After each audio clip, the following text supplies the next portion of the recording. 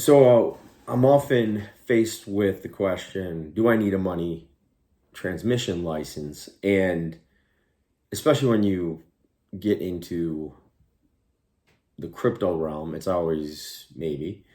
And nowadays, there's so many innovative fintech offerings that really go beyond the definitions of what money transmission is state by state. And,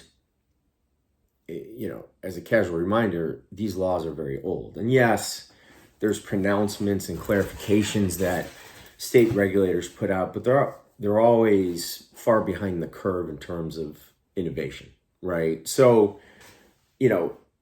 generally speaking, like if you're going organically and you're going to go get the 50 licenses, right? And I've talked about this before, 42 are on like a common application, right? And you can expect once you submit those applications that they'll sort of trickle in 4 months-ish, right? And sort of from there on. And the problem is those 42 states are the smaller states. The major states are the remaining 7, right? California, Texas, New York. And depending on like what you're trying to do, that can take 9, 12 months, if not more, right? So it's a long process. And then, the application fees alone are somewhere in the range of $150,000. Then you have surety bond fees, which, roughly 2 to 4% of the bond amount. And, in some states like California, it's $500,000, right? So it's a fairly big cost. And then, you have to renew those bonds each year. So there's 2 alternative models to getting the license. And as a general postulate, you need the license if you touch the money, right? A money transmitter is just an intermediary, right? You're just putting 2 parties together. But if you actually touch the money, like if you actually have like beneficial title or control over that money, in the simplest terms, you need to be licensed as a money transmitter. So what's the alternative to getting the licenses organically, right? And one, you have the agent of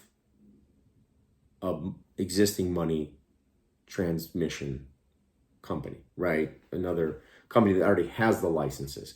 And this was very popular for a long time. And there was a company called Precash, which sort of screwed it up for everybody. But basically what you do is you rely on the primary licensees, licenses, and there's some, general rules that you have to abide by. One, every client that comes through your platform is in fact a client, not of your company, but of the license holder, which you have to be comfortable with because there's no reason that they couldn't just take that client. 2, all the money has to flow through the license holder's bank accounts. And 3, it's just not that profitable, right? The margins are different because it's a money transmission company, right? It's a payments institution. So they bank somewhere. So you're kind of like acting as an intermediary to an intermediary, right? So it's just not that profitable. And if you look out there, if you just a simple Google search will bring them up, there's only like 2 or 3 companies that purport to be involved.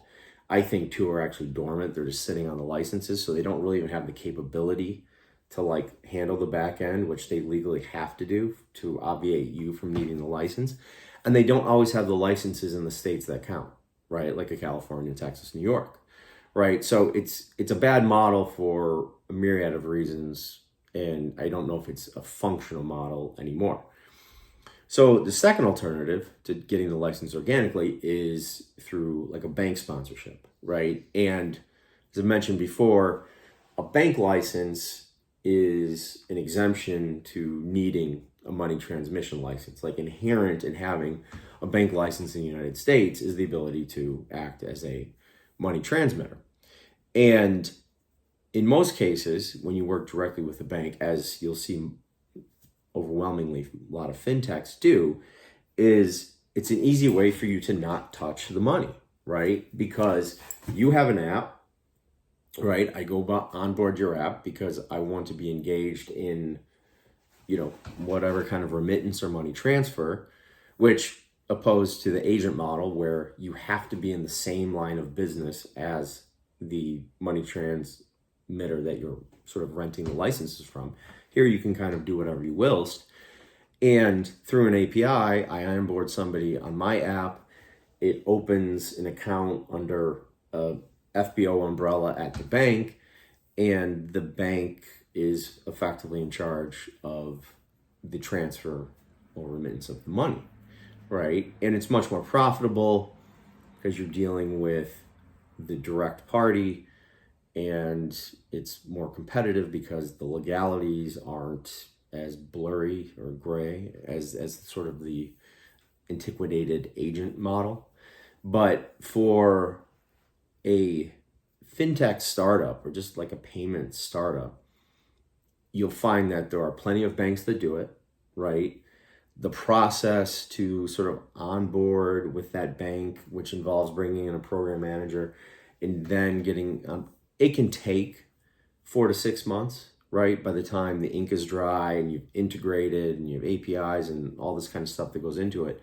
But it's a fraction of the cost of certainly getting your own licenses, and it's actually ultimately cheaper than being an agent, right? And more profitable on the back end as well. So, the value, right? And obviously, even with the cost of maintaining your own license, right? If you can cut out even a sponsored bank, it is going to be more profitable, right? If you know how to run the business. But it takes time, right? And for startups, it's not a realistic proposition, whereas the relatively cost-effective, process of obtaining sponsored bank to create a payment remittance company isn't, right, cost prohibitive. So from the perspective of, let's say, let's get proof of concept, let's build out, different services. I have one client that, is really into gamification, and it's allowed them to sort of build that element into the app to where people are more apt to, or more interested, you get more people onboarding and stuff like that. So it's a good proof of concept. You can make money. You could exist forever, especially if you scale well.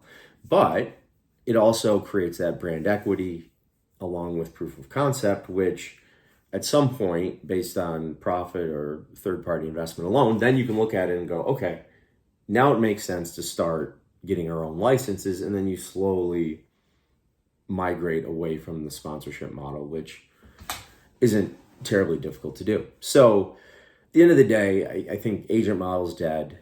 Organic licensing, not, unless you are targeting, specific diasporas, like especially in developing nations, like a lot of clients I work with are in parts of like Africa, and they just want to speak to certain communities, of which there are only certain communities, sporadically located throughout the US. Okay, fine. When you only need like 5, 6 money transmission licenses as a startup, that's not the problem. When you need all 50, that's the problem.